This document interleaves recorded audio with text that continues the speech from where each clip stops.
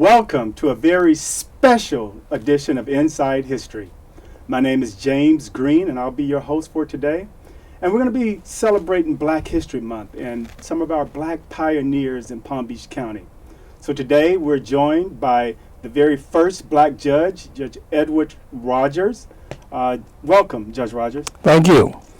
So I see you quite a bit in the community. You're still very active and engaged in community events. And you've done so much for this community. We stand on the shoulders of people like yourself, and so I'm so honored to be here with you today. But from your opinion, what is the greatest achievement that you, as the first Black judge in Palm Beach County, that you share, that you would like to share with us today? I was concerned about the number of people who were suffering from drug addiction in Palm Beach County, and we had drug addiction treatment centers or hearings within the court, but you had to come to court on certain days that the courts were open, and within certain hours that the court was open, and in my opinion, that service just was not adequate. Right. So I decided to start a separate drug court on the weekends with the same facilities of the drug court, but offering easier service. And my idea was, there's no point in putting people in jail and giving them an arrest record, because Lord knows the arrest records were killing, and still are, killing our young people. Absolutely. So my idea was, we had a statute that said you could put people, you could incarcerate people who needed help. Right. Mental health people who had lost the ability to take care of themselves and were maybe a danger to others. Or if they were being so abusive that they were harming themselves or somebody else. So, but we never had one for drugs. Right. And we placed drug dealers or drug users out of that category. They were just bad people doing something they really could stop. Right. But they were just no good people. And the unique thing about that interpretation, they were just bad, no good people until it was their kids. And when it was their kids, it would just became students who were, people who were having a little problem. Yeah. Really good people. Right. But just had a little bad luck here. So I was able, with that Saturday court, to take a person from the gutter to treatment Right. inside of 2 hours. Whereas in the past, before that, it took 2 or 3 treatments in the courthouse, 2 or 3 weeks, and a lot of times, by that time, we had lost the person. Wow. He or she had done something that was so bad it just took them right out of the arena of being helped. But with the civil court, you don't have to do anything wrong. You don't have to shoot anybody or anything like that. If your parents or one person in your family or 3 citizens came into court and swore that you were having problems and you were being abusive and you had lost the ability to take care of yourself and respect your fellow people, then we could have a hearing. I could have the hearing on Saturday morning, and I could have, if they said no, they didn't do that, then I had a full hearing. I would say, well, bring in some witnesses to tell me that you've observed these things, and they have observed those things. Then, if I concluded that they were in need of help, then I had the authority to require them to go to the treatment center for help. And I had a physician and specialist from the treatment center who had volunteered. Wow. Who had volunteered to assist in that. And so they would have the examination. In other words, we mixed it up right in the sink there. And within a half an hour or an hour, I was through with the hearing, and I've said, well, Mr. Green, the treatment people are recommending that you have inpatient treatment. And you're fortunate because we have several agencies that have volunteered to take you in the treatment center and treat you without any cost to you. And the problem is, though, you have to stay there for the period of treatment. Right. If you leave the program voluntarily, I have you arrested and put in jail. Sure. And I make sure you get the treatment, because we know where you are every day. Every time we have a treatment calling, you're right where we can put our hands on you. And are those courts still going on today? Yes. and you're not arrested. There's no arrest record. You're just taken into custody for contempt of court for failure to obey the lawful order of a court. Mm-hmm.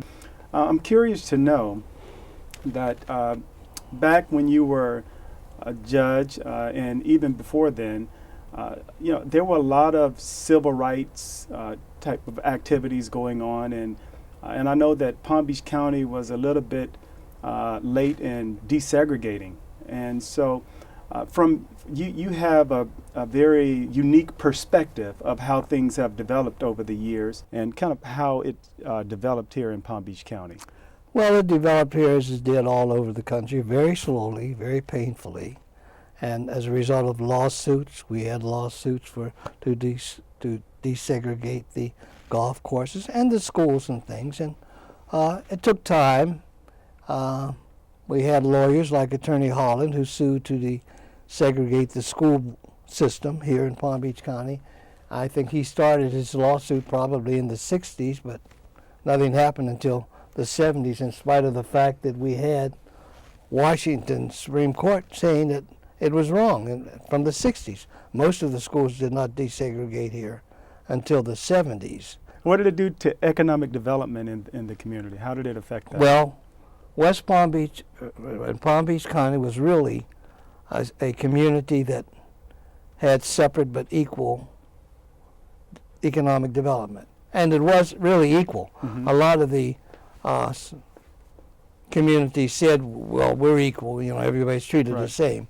West Palm wasn't. Yeah. West Palm was, and really did that. Most of the black community was located between between Clematis and 23rd Street, and from the railroad to railroad. Right. And I guess when I first came here, if I prognosticated that one day Macy's would be on Rosemary, they would have taken me directly to the mental health center. You got to be out of your mind. Yeah. That'll never happen. Yeah. But now it has happened. Absolutely. And we've benefited by some forms of segregation because people who could not go into the stores downtown mm-hmm. were forced to deal with the shoemakers and barbers and bars and hospitals and everything. The hospitals were segregated. Mm-hmm. Good Samaritan Hospital, even if you worked at a hospital, mm-hmm. if you got sick or injured, you didn't go to Good Samaritan. Mm-hmm. They sent you over to St. Mary's. Yeah. Those are some very insightful comments about desegregation here in Palm Beach County. Let's take a look at a video clip of Attorney Bill Holland. Imagine being thirsty and not being able to purchase a soft drink simply because of your skin color, or not being able to go to the beach of your choice, or being restricted to certain movie theaters. And just imagine not being able to try on clothes, shoes, or hats in department stores simply because of your skin color. You would have to guess your size and hope that the item fits. Segregation, or the separation of races, existed in America for almost 100 years. Growing up in Live Oak and later Orlando, Florida, William Meredith Holland faced such social injustices daily. As a young child, over and over again, he read the promises of the Constitution, especially the promise of equal protection of the laws. Knowing that he could make life better for all people by helping to change unfair laws, Holland was determined to go to law school. In 1951, he earned a law degree from Boston University and returned to Florida to attack injustices. One injustice involved education.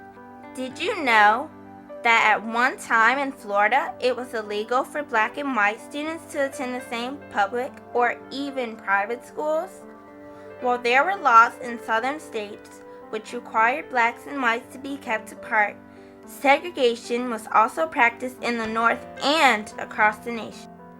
In the famous case of Brown versus the Board of Education of Topeka, Kansas, Thurgood Marshall and a team of lawyers represented the school children.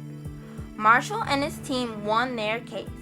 On May 17, 1954, the United States Supreme Court agreed with them that racial segregation in public schools was wrong. 2 years after the Supreme Court's ruling in Brown, Holland and his colleagues, attorneys I.C. Smith and F. Malcolm Cunningham Sr., noted that schools in Palm Beach County were still completely segregated. One of the primary means by which segregation was supported was through the requirement that children attend schools closest to their homes. In the city of West Palm Beach, there was a law that restricted where blacks could live. Imagine being forced to live inside of an imaginary fence.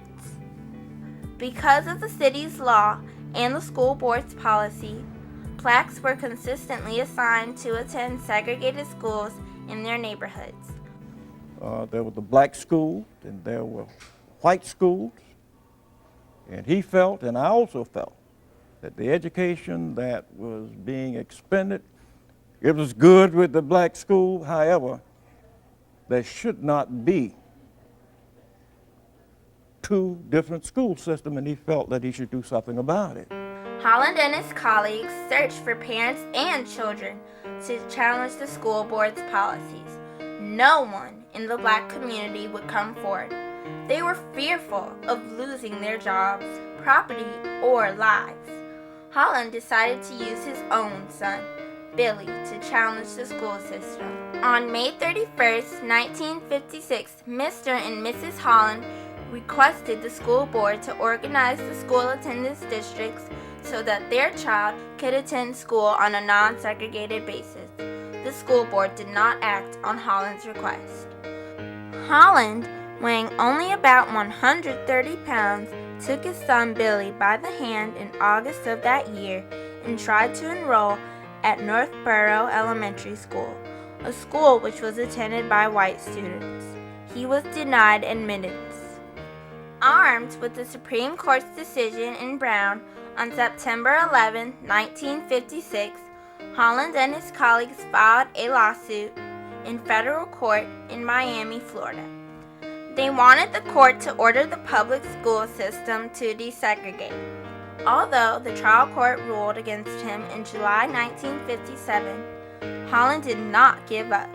He appealed the case to a higher court. Holland built a new home in there on 17th Street. And what the school board did was to gerrymander the line. Instead of it going down 17th Street, down the middle of the street, they took, when they got to his property line, went south to the alleyway and went around his house and then back out into the street. 7 years after the Brown decision, Holland finally began to see the law at work. A small number of black students began to attend white schools. Holland and his colleagues did not stop in their efforts to desegregate the public schools. For 12 more years, they worked through the court system, tearing down injustices. The road to a desegregated public school system was not an easy one. Along the way, Holland faced death threats and violence. He was ostracized by many in his own community, who feared losing the few gains accomplished. In 1973, almost 2 decades after Holland began, a desegregated school system in Palm Beach County became a reality. Today, there are laws against housing discrimination, public accommodation, and other forms of discrimination. The law is powerful.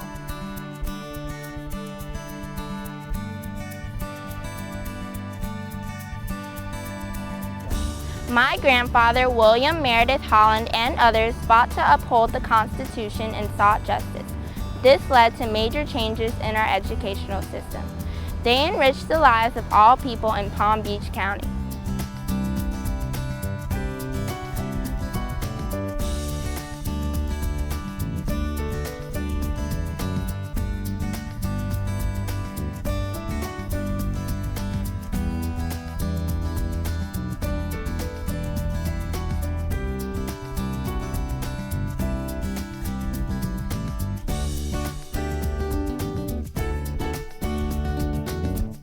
Sounds like there were some unintended consequences associated with desegregation, but overall, overwhelmingly, it was a very positive thing.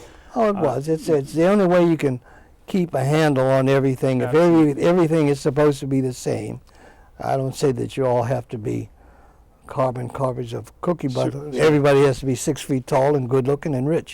That would be nice, but that's not going to happen. Yeah. But the city itself was a pleasure. I came from Pittsburgh, which had a lot of the same problems and that we had here in West Palm. Yeah. Well, But I thank you so very much. I mean, it's like talking to my dad.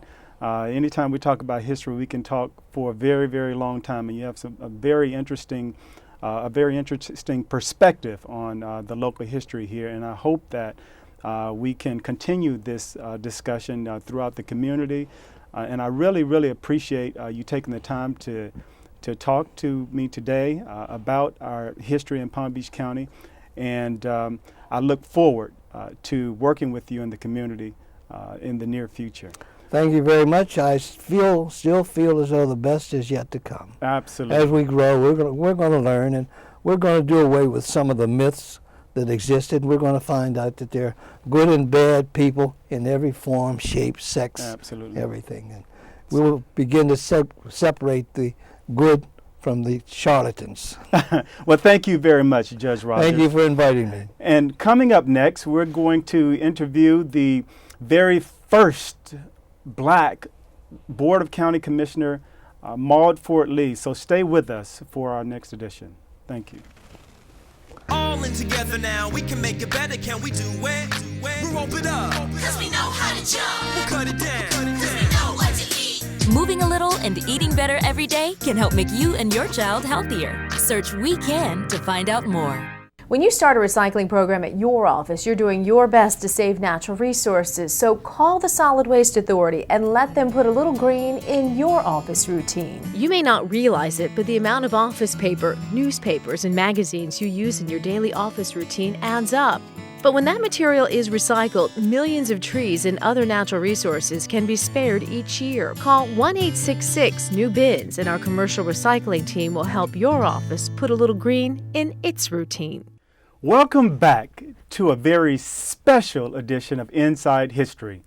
My name is James Green, and we're celebrating Black History Month here in Palm Beach County. Joining me today is the first Black Board of County Commissioner, Ms. Maude Forde. Welcome, Commissioner Lee. Thank you. It's a pleasure. Yeah, it is my pleasure. It's such an honor to be sitting here with you today. We stand on the shoulders of all of the work that you've done over the past years, and it's just a very special moment for me. Tell me, what would be your proudest accomplishment as the first Black Board of County Commissioner? Well, it goes back to, I guess, the work before being on the commission. Mm-hmm. I became a part of county government back in 1975 when working with the Community Action Agency at that time, the agency became a part of county government. So after serving from 75 to 1990 in county government, I was kind of prodded. Yeah. People said, you've been in there, you know the problems, you know, so why not give it a chance? So that's when I pursued the first election. It was long time overdue, so I don't count that as a real delight, but we in it in 1990 and won that election. Awesome, awesome. You were recently celebrated. We hosted, Community Action hosted the 50th anniversary on the War on Poverty and recognized the many accomplishments that you made when you were with Community Action in lifting families out of poverty. Tell me, can you kind of describe the scene or how things were back in those days and kind of compare it to the how things are here today? Well, It's been a real challenging experience. I came to the county in 1967, and at that time we were in the Great Society programs nationwide. And Palm Beach County got started a little bit late. In 1965, they organized the Community Action Council, which became the grantee for the Head Start program. That was the one big program that was operated. And it was totally delegated to the school board. So we just had a summer Head Start program from 1965 to 1969. And at that time, we had an option to make the program, make Head Start a full year, full day program. And that was the real need in this county. Even though a summer Head Start was really a boost, it gave the children really good medical and physical exams, but we needed a more comprehensive program. So in 1969, we converted the summer Head Start to a full year, full day program, and we grew from a very small agency, 7 people when I came in 67, to having 9 centers in the poor neighborhoods over the county. So, and then we learned too that we tried to maximize our resources, and we learned that the regional office in Atlanta advised us that we could hire the parents of the children in Head Start and get them into training. And that was our economic development arm that was really cultivated, and we got parents in training, working with our kids in 9 centers over the county. So it was an exhausting but very, very rewarding. Yeah, so I mean, you've seen the community at its height, almost like a climax, with it being a vibrant community and businesses, thriving businesses down Rosemary. I've read the book The Mighty Banyan, and I've talked to a number of people about there being doctor offices and all types of businesses on Rosemary, and at one point we even had like a credit union. What, in your opinion, what do we need to do in order to get that back, in order to get the community to be more involved, to take stake in their own community? What are some of the things that we might be able to do in order to facilitate that? Well, we have an election that's coming up, and we have some exciting people who are running who have some really good plans. And we've had so many studies done on West Palm Beach, and especially, and I'd like to see some of those studies that are on the shelves implemented in West Palm Beach to bring that vibrant community back. We have a tremendous opportunity. I was in Delray, and they are making plans for getting more people involved in small businesses. So it's an opportunity for this total county to get involved in this disparity study, so that we can target those areas that need the help and get resources directed toward making some improvements. Sure.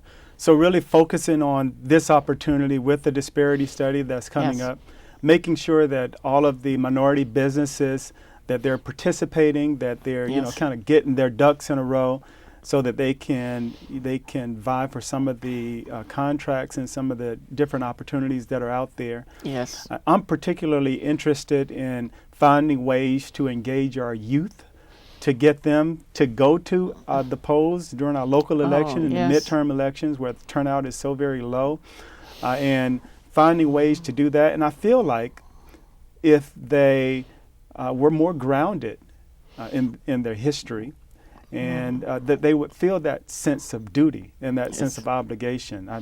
My dad turned 95 years old this year, and ever so often he would sit down with all me and my 16 siblings and just talk about the way things are, and really engage us and ground us. And I think as a result of that, it has instilled something within myself and many of my other siblings to get engaged civically. And so when I go to community meetings, and I've seen you there as well, I don't always see the young people because they're so distracted with so many other things. You have any ideas on how we can re-engage or get them engaged without a crisis, because many times we're reacting to things that are going on around us. We want to be more proactive, right? Yes. And looking at some of the laws that are on the books that might adversely affect the community. Any ideas on how we can make that happen or facilitate I that? think you were part of some advocacy groups out there. I feel real excited. My daughter is here with me now. Her last children are in college, so she was able to come home with me. Yeah. And she's with the school system. Oh, yeah. And we have, she was real excited. She's at Palm Beach Lakes. Oh, yeah. And they are doing some exciting things Sure. with some youth groups there. Yeah, and I'm familiar with that, and I'll definitely be reaching out and working with your daughter. Well, thank you so very much for sitting down with me today and sharing this wonderful, insightful history with us in the community. And so thank you. I am just overwhelmed and very appreciative for what you've done over the years to help the community. So thank you. Thank you. All right. It's my pleasure. We really appreciate your time. Thank you for joining us in this very special edition of Inside History.